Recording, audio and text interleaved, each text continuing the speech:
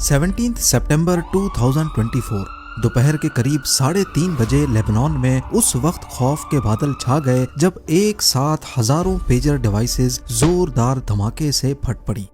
ये pager devices Hezbollah group के members एक दूसरे से कम्युनिकेट करने के लिए इस्तेमाल करते थे। उस वक्त कोई बाजार में था, कोई घर पे तो कोई किसी महफिल में बैठा था। हिजबुल्लाह मेंबर्स का कहना था कि उनकी पेजर डिवाइसेस में कोई मैसेज रिसीव हुआ और उसके साथ ही जितनी भी डिवाइसेस उस वक्त ऑन थीं वो जोरदार धमाके से फट पड़ी।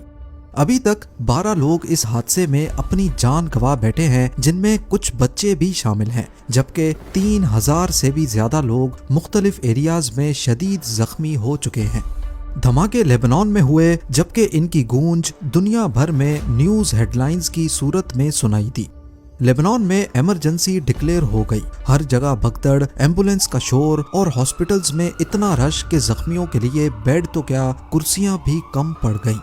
अभी ये मामला थमा ही नहीं था, हालात काबू में आए ही नहीं थे कि अगले दिन 18 सितंबर 2024 को हिजबुल्लाह के हैंड हेल्ड रेडियो सेट्स भी एक साथ धमाके से फट पड़े। 3000 से भी ज्यादा डिवाइसेस का एक साथ फट जाना किसी भी तरह से नॉर्मल नहीं है। हिजबुल्लाह ने इस सब की जिम्मेदारी अपने सबसे बड़े दुश्मन इजराइल पर डाली है, लेकिन आखिर ये सब मुमकिन कैसे हुआ? ज़ेम टीवी की वीडियोस में एक बार फिर से खुशामदीद। नाजरीन, पेजर डिवाइस एक वायरलेस कम्युनिकेशन सिस्टम के जरिए काम करती है। इसमें किसी किस्म का सिम कार्ड या मोबाइल नेटवर्क इस्तेमाल नहीं होता। रेडियो सिग्नल के जरिए इस डिवाइस में टेक्स्ट मैसेजेस सिर्फ रिसीव हो सकते हैं, जबकि कॉल या ऑडियो मैसेज रिसीव करने का फंक्शन इसमें नहीं होता। हिजबुल्लाह का ग्रुप पहले सेल फोन पे डिपेंडेंट था, लेकिन उनको खतरा था कि इजराइल, जिनके साथ वो पिछले कई महीनों से जंग लड़ रहे हैं, वो सेल फोन्स को हैक करके उनकी लोकेशन ट्रैक कर सकते हैं। यही वजह थी कि उन्होंने मोबाइल फोन्स पर बैन लगाकर सबसे सिंपल और सबसे सिक्योर डिवाइस पेजर को इस्तेमाल करने का फैसला किया, जिनको वो इजराइल की इंटेलिजेंस एजेंसी मुसाद से छुपकर एक अनाउंसमेंट ग्रुप के तौर पे इस्तेमाल कर रहे थे। इस अनाउंसमेंट ग्रुप में इम्पोर्टेंट अपडेट्स एक साथ सबको रिसीव हो जाती थी। तमाम पेजर डिवाइसेस एक पेजर नेटवर्क के साथ कनेक्टेड होते हैं। जब भी कोई मैसेज भेजना हो तो पहले वो पेजर नेटवर्क पे जाता है और फिर उस नेटवर्क से कनेक्टेड दूसरे जितने भी पेजर होते हैं उन तक ये मैसेज पहुंच जाता है। जब सिग्नल पेजर तक पहुंचता है तो पेजर अपने यूनिक आइडेंटिफिकेशन कोड के साथ सिग्नल को चेक करता है। अगर सिग्नल मैच करेगा, उसी सूरत में पेजर मैसेज को एक्सेप्ट करता है। अभी तक बताया जा रहा है कि 3000 से भी ज्यादा पेजर्स फट चुके हैं, जिनमें से ज्यादातर सदर्न लेबनान यानी कि इजराइल लेबनान बॉर्डर के करीब फटे हैं। इस हमले में जहां हिजबुल्लाह के हजारों लोग जख्मी हुए, वहीं ईरान के एम्बेसडर मुज्तबा अमानी की भी जख्मी होने की रिपोर्ट्स मिली हैं। हिजबुल्लाह का कहना है कि इस काम के पीछे इजरायली इंटेलिजेंस एजेंसी का हाथ है, जबकि अभी तक इजराइल ने पेजर ब्लास्ट के हवाले से अपनी राय नहीं दी। पर आखिर इतने सारे पेजर्स में ऐसा भी क्या लगाया गया था और किसने लगाया? फटे हुए एक पेजर की फोटो में देखा गया तो इसके पीछे Taiwan based gold Apollo company का नाम लिखा था, लेकिन गोल्ड अपोलो का कहना है कि उन्होंने ये डिवाइसेस मैन्युफैक्चर ही नहीं की, बल्कि उन्होंने BAC नाम की कंपनी को अपना ब्रांड नेम इस्तेमाल करने की परमिशन दी थी। अगर ये काम प्रोडक्शन लेवल पे किया गया है, यानी डिवाइसेस मैन्युफैक्चर करते वक्त ही इसमें एक्सप्लोसिव सिस्टम इंस्टॉल किया गया है, तो इसका मतलब काफी पहले से इसकी प्लानिंग हो रही थी। हिजबुल्लाह का कहना है कि उन्होंने करीब 5000 गोल्ड अपोलो पेजर्स ऑर्डर किए थे, जो कि 2024 की शुरुआत में लेबनान पहुंचे। गोल्ड अपोलो के फाउंडर सू चिंग क्वांग का कहना है कि जो पेजर्स फटे हैं उनकी मैन्युफैक्चरिंग ताइवान में नहीं हुई, बल्कि BAC कंपनी ने इसकी मैन्युफैक्चरिंग की है।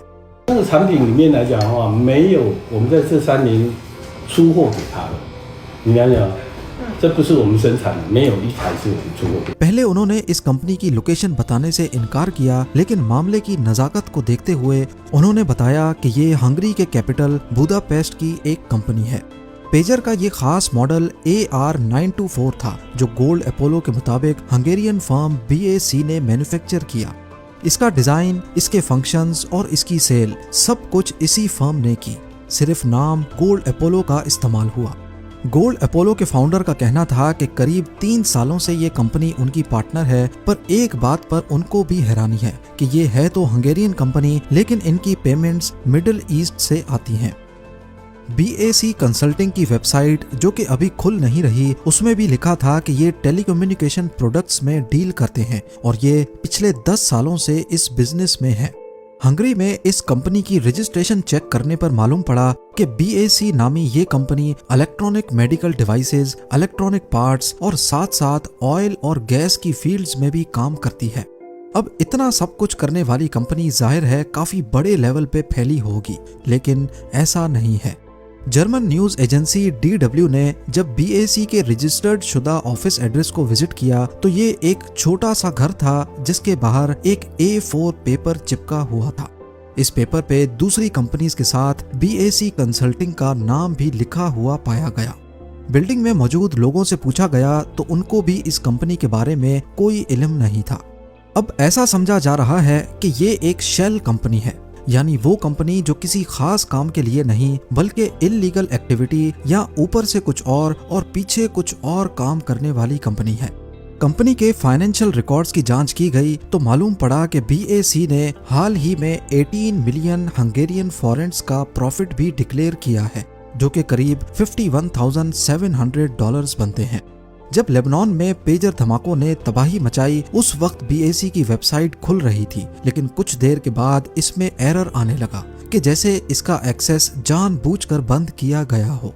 ऑफिशियल रिकॉर्ड्स में BAC की CEO क्रिस्टीना बर्सोनी अर्शियाकोनो नामी खातून हैं, जो 2016 से ही कंपनी के साथ हैं, जबकि कंपनी के मालिक का नाम बर्सोनी अर्शियाकोनो बताया जा रहा है। नाम के हिसाब से इन दोनों का हस्बैंड वाइफ का रिश्ता लगता है। दोनों को कई फोन कॉल्स की गई लेकिन किसी ने भी रिसीव नहीं की। सिर्फ NBC न्यूज ने रिपोर्ट किया कि उनकी क्रिस्टीना से फोन पर बात हुई है, जिसका कहना था कि वो गोल्ड अपोलो के साथ काम तो करती हैं लेकिन सिर्फ कमीशन एजेंट के तौर पे, यानी पेजर्स वो खुद मैन्युफैक्चर नहीं करते। अब जब ये सारा मामला उठा तो हंगेरियन गवर्नमेंट भी बीच में कूद पड़ी। उनके स्पोक्स पर्सन ने X पर एक ट्वीट में कहा कि BAC की किसी किस्म की मैन्युफैक्चरिंग फैसिलिटी हंगरी में नहीं है। BAC के रवैये और जवाब ना देने की वजह से काफी लोग यही समझ रहे हैं कि हिजबुल्लाह को पेजर्स की डिलीवरी से पहले या फिर मैन्युफैक्चरिंग के वक्त ही इसमें गड़बड़ की गई थी, जबकि शायद इस BAC कंपनी का भी डायरेक्टली पेजर अटैक्स में कोई हाथ नहीं हो, क्योंकि अगर ऐसा होता तो ये कंपनी पहले से अपनी वेबसाइट बंद करके रखती या फिर इस इल्जाम से बचने के लिए कहीं गायब हो जाती। ऐसा भी पॉसिबल है कि इस कंपनी को भी यूज किया गया हो। एक्सपर्ट्स का मानना है कि पेजर्स में पहले से 8-10 ग्राम का एक्सप्लोसिव छुपाया गया था, जिसको फाड़ने के लिए जरूर कोई अलग इलेक्ट्रॉनिक चिप भी लगाई गई होगी। उस चिप ने पेजर पर आने वाले दूसरे मैसेजेस पर नहीं बल्कि एक खास कोड नंबर भेजने पर एक्टिवेट होकर एक्सप्लोसिव को डेटोनेट किया होगा। अब सवाल ये उठता है कि जब हिजबुल्लाह का पेजर नेटवर्क एक प्राइवेट नेटवर्क था, यानी उसमें सिर्फ वही मैसेज भेज सकता था जो उस नेटवर्क का एडमिन हो या उसकी डिवाइस नेटवर्क पे रजिस्टर्ड हो, तो फिर वो खास कोड नंबर इस प्राइवेट नेटवर्क पे भेजा तो भेजा किसने? ऐसा सिर्फ 3 केसेस में ही मुमकिन हो सकता है कि या तो हिजबुल्लाह के ग्रुप में मुसाद का कोई जासूस हो, या मुसाद के पास ऐसी काबिलियत है कि वो प्राइवेट रेडियो फ्रीक्वेंसी का नेटवर्क भी हैक कर सकती है, या फिर पेजर के अंदर अलग से मोबाइल नेटवर्क का कनेक्शन लगाकर SMS या कॉल करके उसको डेटोनेट किया गया हो। ये तो रही पेजर धमाकों की बात, जिसने पहले दिन लेबनान में बड़ी तबाही मचाई और एक खौफ का समा छा गया। अगले दिन हिजबुल्लाह के कुछ वॉकी टॉकी रेडियो सेट्स भी इसी तरीके से एक साथ फट पड़े जैसे पेजर्स फटे थे। एक वॉकी टॉकी तो उस वक्त फटा जब हिजबुल्लाह का एक मेंबर पिछले दिन ब्लास्ट में मरने वाले अपने एक साथी के जनाजे में शामिल था। फटे हुए वॉकी टॉकी सेट्स की पिक्चर्स में देखा गया कि ये आईकॉम कंपनी ने बनाए हैं, जो कि जापान की कंपनी है। लेकिन आईकॉम का कहना है कि वॉकी टॉकी का ये खास मॉडल IC-V82 उन्होंने 2014 में ही बनाना बंद कर दिया था। हिजबुल्लाह ने ये वॉकी टॉकी सेट्स भी करीब 5 महीने पहले ही खरीदे थे, ठीक उस वक्त जब पेजर डिवाइसेस लेबनान में आई थी। लेबनीज सिक्योरिटी फोर्स का कहना है कि इजराइल की एजेंसी मुसाद दूसरे मुल्कों में इस तरह के बारीक ऑपरेशंस करने के लिए काफी फेमस है और इन्होंने ही बड़ी प्लानिंग से महीनों पहले पेजर्स और वॉकी टॉकी में एक्सप्लोसिव प्लांट किए होंगे और फिर मौका देखकर उनको डेटोनेट किया होगा। आपको यहाँ बताते चलें कि पहले भी इजराइल की मुसाद एजेंसी पर काफी ऐसे ऑपरेशंस का इल्जाम लग चुका है जो कि छुप कर किए गए। 2010 में मुसाद ने स्टक्सनेट नामी एक कंप्यूटर वॉर्म लॉन्च किया और इसका टारगेट था ईरान का न्यूक्लियर प्रोग्राम। इस अटैक में इजराइल के साथ अमेरिका को भी जोड़ा जाता है। 2007 में ऑपरेशन ऑर्चर्ड था जिसमें इजराइल ने सीरिया के एयर डिफेंस सिस्टम को हैक किया ताकि उनका सिस्टम इजरायली जेट्स को डिटेक्ट ना कर पाए। मुसाद पर यह भी इल्जाम लगाए गए हैं कि उन्होंने साइबर कैपेबिलिटीज का यूज करते हुए मुख्तलिफ मुल्कों, कंपनीज और इंडिविजुअल्स पर स्पाइंग की है, यानी छुप छुप कर उनकी जासूसी की है।